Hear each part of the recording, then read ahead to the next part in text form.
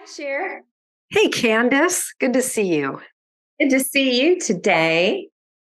I kind of have a funny story. Well, at least it's been kind of funny for us as we've processed a little bit, but just a glimpse of how this works for us when we're putting an episode together and we record it. And then after that, we both listen to it because we've always wanted to give each other the liberty to say, I don't feel comfortable with this. Um, or I'm not ready to release this. And so we've just done that, like to help us both feel confident and safe that we really want to put something out. So a few days ago, we recorded this episode on body hatred. And we both listened. And I was about halfway through listening. And I thought, I'm kind of bored. Yeah. Yeah. And it's not that we didn't have good content because I loved our content, but I felt like it's a sacred topic. And I felt like we wanted to be so careful that we were speaking so slow. And yeah, Yeah. yeah. Yes. And so when I called you to say, okay, let's kind of talk about how we're feeling. And there were several things that we both concluded that we really agreed on 100%. And so we decided that we wanted to come back and just have this episode more about really our own personal journeys of how we related to our body. And, there may be a little bit of teaching and sharing some hope in this, but we really want to just kind of talk about our own personal journeys today. And so I'm just going to, if it's okay, I'm just going to start out asking you the question. What, when did you become aware of how you felt about your body? Yeah, and I'll say before I start, like it, even as we talked about this beforehand, I feel a lot of vulnerability talking about it. It feels, I think when it comes to talking about our deeply personal feelings about our own body, it's very vulnerable. And even though I've done a lot of work around this, going back to how I felt and what I struggled with. It's a little daunting to put it out on the podcast, and I want to because I know that this is a huge and an important topic for everyone, probably, and I want to let my voice be heard. So I will Yeah. say that I think as I was a young child, I I liked my body okay, but I really wanted to be a boy. I was a tomboy. I was my brother's shadow. I was with my dad all the time. I did not really have a sense of identification with my mom. And I grew up in my younger years very much rejecting the fact that I was a girl, did not want to be a girl, hated wearing a dress, did not play with dolls, even though there was a lot of coercion from my mom to be more girly. I had no desire. So, but it wasn't that I didn't like my body. I think it Mhm. was when I hit junior high that I can very distinctly remember seeing a picture of myself. I was walking across a football field after a football game, and I remember just seeing that picture and feeling a lot of shame, and just went into this downhill spiral of dissecting my body from top to bottom of every single thing about that photo that I hated. And Mhm. that's the first time I remember actually consciously feeling a lot of shame. Now, I have, I think I cut off from my body and dissociated from my body a lot throughout childhood and in the context of childhood abuse and sexual abuse. But this was the first time that I remember consciously really, really hating my body and just tearing it apart and speaking harsh words of hatred about myself. Mm-hmm. Well, understanding more of your stories and hearing more of your stories, and knowing that when someone has been sexually abused, physically abused, the abuse, the attention has gone literally towards the physical body, right? Yeah. There's there's a lot of complexity there, and I think, and a lot of confusion. And so that girl that saw her body in junior high, Yeah. like we may think, well, why would you just out of nowhere hate your body? Yeah. But it wasn't out of nowhere. No. Yeah. And Yeah. so Yeah. Our body is, every single thing we go through in our body. And one of our favorite books is the book that's entitled "The Body Keeps the Score." And even when we're not consciously aware of feelings or beliefs or interactions in our body, it's happening and our body remembers. And then we come to this point where all of a sudden it's like something opens. And when what opens is beautiful, we love that. But when what opens is hard and sets us on a different kind of a path, there's a lot of tragedy there. And I feel like, in a way, that day wasn't even anything that anyone intended. But in that day, my life began to go down a different path. And yeah. yeah, that feels hard. Oh, I want to say I'm so, so sorry Yeah. that the things that you experienced in childhood led you to believe that your body was the enemy. Yeah. Yeah. Yeah. Which I did. Yeah. How about and we'll come back to me, I know, but how about you, Candace? When did you first feel like um when did you first notice that you had feelings of hatred toward your body? I'm trying to transition here in my mind because I had another question for you, but we will come back to that. And maybe it's a little bit of avoidance that I don't really want to talk about my body. Yeah. And my journey of the feelings and perceptions I've had about my body have been kind of like my attachment style, which is disorganized. Yeah. I also experienced sexual abuse at a very young age. And I would say led to kind of this feeling of just never feeling like my body was my body. No sovereignty or autonomy over my body. Mm. So, what that, I've thought about this a lot, in that I am going to relate this to disorganized attachment a little bit. And maybe just say a few words about that to remind our listeners of what do you mean when you say Yes. that? So disorganized attachment is, there's a lot there on how it forms, but it's this feeling of an extreme hunger for intimacy. But then when intimacy comes, there's an extreme fear of it. Mm. It's chaotic, right? Yeah. I want it, I fear it. I want it, I sabotage it. Yeah. And so as my body image developed, there were things that I hated my body for, but then it was my body that I found a sense of power, safety, and control in using. Mm. So it was this dynamic of a lot of ambivalence towards my body, which Yeah. ambivalence means I hate you, I love you, I hate you, I love you. Yeah.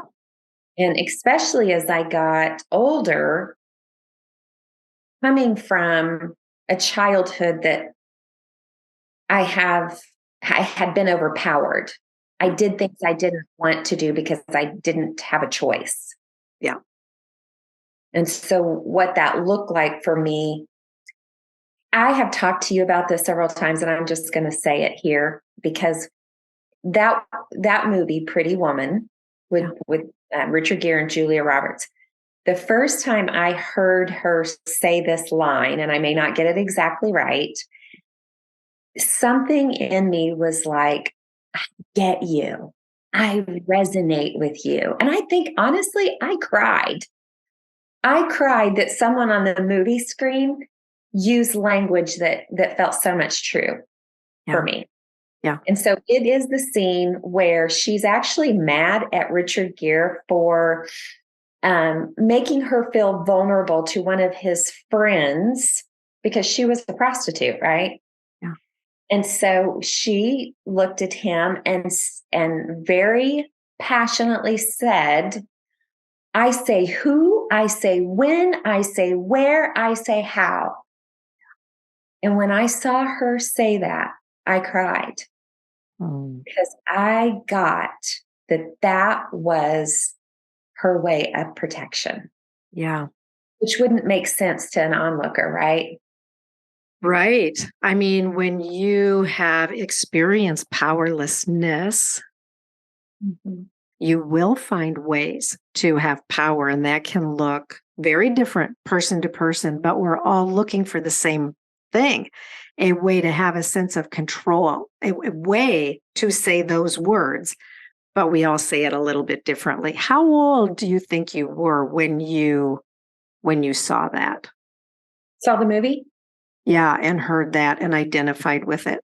I'm going to say pretty shortly after it came out, which I think that movie's been out for, I don't know how long. Yeah. Maybe one of our listeners would like to leave a message or comment to tell us the year. Right. But here's what I didn't know. I didn't know why I was crying. Right. I didn't understand why. I Yeah. wished I could sit down and have coffee with Julia Roberts and talk to her about that scene. Yeah. Yeah. Yeah. And now you know what it meant and that it meant it was your way, her way of having power. Yeah. So you and I both have stories where our bodies were harmed and violated, which led to how we felt about our bodies in our teenage years and later on. Not all of our listeners have had that experience. We do believe many of them have. Yeah. But even if they haven't had that experience, there's still messages and perceptions and projections that were put on them Yeah. that cause them to develop a Mhm. relationship with how they see their body. Yeah. Do you remember words or curses that were spoken over your body when you were a child? Specifically, that's a good question. I don't remember specific words about my body. It would have been more of, it would have been more behaviors towards my body Mhm. that embedded some messages. So more the like curses and words that were spoken over me had more to do with the way I was showing up later in life, the anger that I had, Mhm. my passion to get my needs met. Yeah. Mhm. Mhm. What about you? Yeah, I think for me, I grew up in a man's world. My dad was a trucker, and I rode with him a lot. And I was in warehouses and on farms, and so I grew up in a man's world where there were um, um, a lot of things that were said against women. So I grew up with just this sense of women are really inferior. Women are stupid. Um, women are less than. I think that was really embedded in me at a very young age. Women are to be toyed with, women are to be ridiculed. And then I felt the shame of innuendos directed at me, even as a little child, very much not wanting to be a girl and not wanting to look like a girl or be identified with all these things that were being said about girls and women.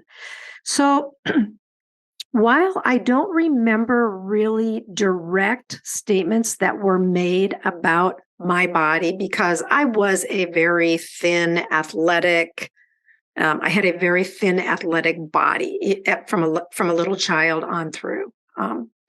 And so I didn't hear some of the things that a lot of girls hear about size or weight or some of those kind of things, but I felt this real aversion to looking like a girl because I didn't want all of those things coming at me that I had learned were the ways that men felt about women. Yeah, well, of course, right? Because to identify fully with that and to feel a sense of safety and peace with that, Yeah. it was impossible in your world. Yeah. And because then also then on the flip side, I had a mom who was there, but who I did not feel any sense of identification with or connection to. And so what I desperately was in need of was a feminine voice that spoke goodness and truth and honor. And I didn't have that side either. So it was kind of the double whammy of, of that effect. Yeah. I have a question. You come into your feminine voice more and more in the last few years. Yeah. What has it been like for you to show up with other women using their feminine voice to offer you that love and care now? Mm-hmm. Yeah. What does that feel like in your body? Yeah. Well, it feels like rest and goodness and kindness. It's, I have said I searched my whole life for love, and particularly from this kind of the nurturing love of a mother. And I came to the realization at one point that what I longed for more than anything was just to be held with gentleness, with my head on a heart and hear the heartbeat. That was the deepest longing of my soul. And I have had the opportunity to experience that in the context of pure, good love, of people who knew my story and were able to offer me that kind of gentleness and care. And how that has helped me recognize that my body has longed for my whole life what I did not get from my mom when I was very, very young. And that once I felt it, there was and especially when it came through this means of very pure healing context where I truly could rest, that it literally has changed my body. And I want to say that purity is that there was no price that you had to pay. Yeah. There was no, I'm going to give this to you because what I really want is something from you. Yeah. Which was such a loud theme in my life, that goodness always came with a high price, and tenderness always came with agony. I will say agony. And I knew that. And so when it came through the context of exactly what you're saying, like here is a gift I can offer you that I don't need anything from you.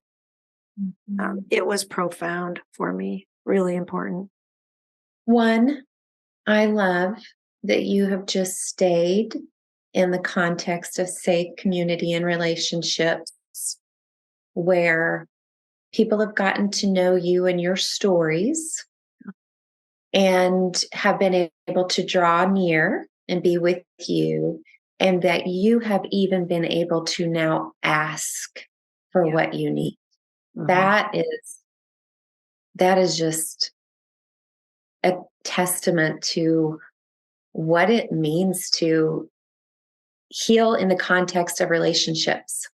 Yeah, so true. And hard, I will say hard to find and able to find. Like, I want to say this to our listeners who probably many are resonating with a similar deep longing, because I don't think I am unique in what I was longing for. There is that kind of goodness available, and um, sometimes it can feel hard to find it. Well, in the episode that we decided not to record, or no, that was the episode that came out today, which was on reenactment. If you haven't listened to that, go listen to that. But I'll just repeat it again. We initially paid for good care, attunement. We still pay for it. We still pay for it, but now we also have our places where we're offering that to one another and we're not paying for it. But it's been worth every penny. And we've said this before, we would pay double. Yeah. Don't let our coaches hear that, but we see the value of it.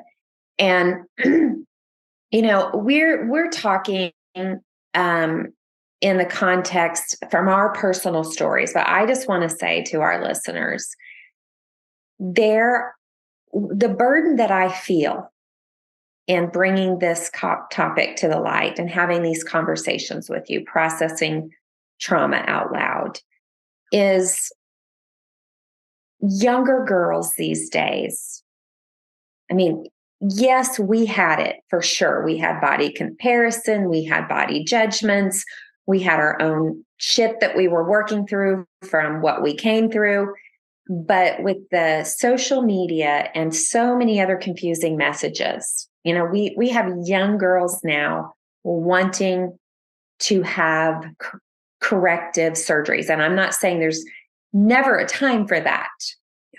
But for the most part, when it's because there's body shaming and body image because I don't look a certain way, how freaking tragic. Yeah. Yeah.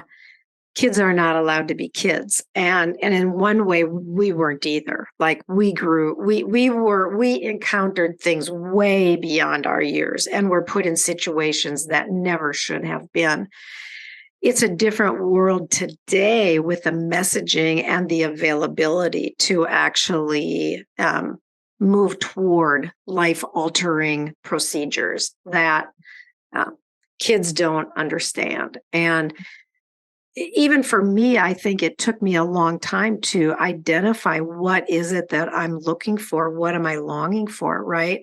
We don't know. And so it's, and when we've had trauma, there's so much confusion. And so I think there's in some ways it's a lifelong process, as healing is a lifelong process.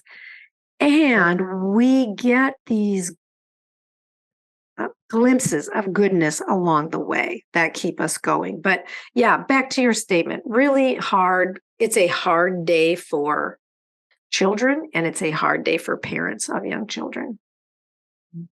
And I think, when I was listening to the radio the other day, I had made a post on Facebook about two DJs talking about this topic of body hatred and body shame. And I'm thankful that they were talking about it, but I just know that it's a conversation that we need to keep having with ourselves in the way we now care for our bodies and what it looks like to love our bodies, but to the younger generation, to our daughters, to our granddaughters, and let let this message continue to be a source to find help, to find healing, to find hope. Yeah. Yeah. And I think, we've dived in today, and I know we have at least one more episode ahead on this, maybe even more, because this is a huge topic.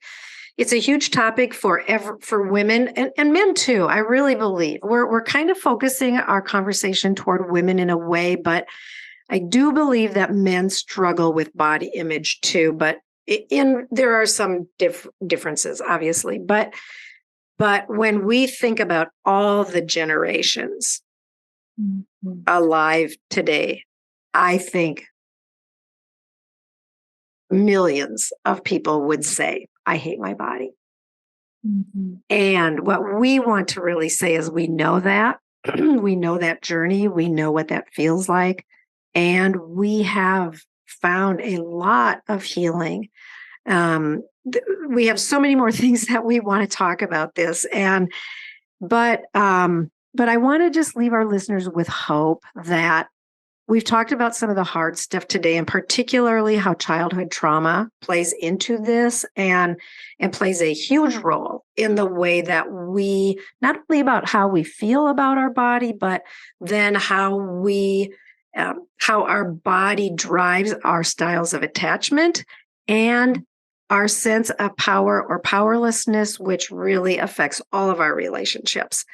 And so this is not a small topic. This is a huge topic. And you and I have both found a lot of healing. And we will in future episodes also talk about some of the specific things that have really helped us along the way, which I already just shared a little bit, was the impact of having really good, strong, loving women in my life. But there's lots more that we want to say too. So Kandace, anything else you want to say as we just draw to a close here today? No, I'm just looking forward to continuing the conversation and just to be really, really thoughtful about how we as women can heal and in the context of, like you said, having good, attuned listeners to understand our developmental journey when it comes to our bodies. Yeah. So good to be with you today. Yeah. So good to be with you too. And to talk about, I love having someone where we can talk together about these hard issues. So thanks. We'll go back. This will be uploaded to our Google Drive. We'll both go listen to it and make sure that we're going to release this one.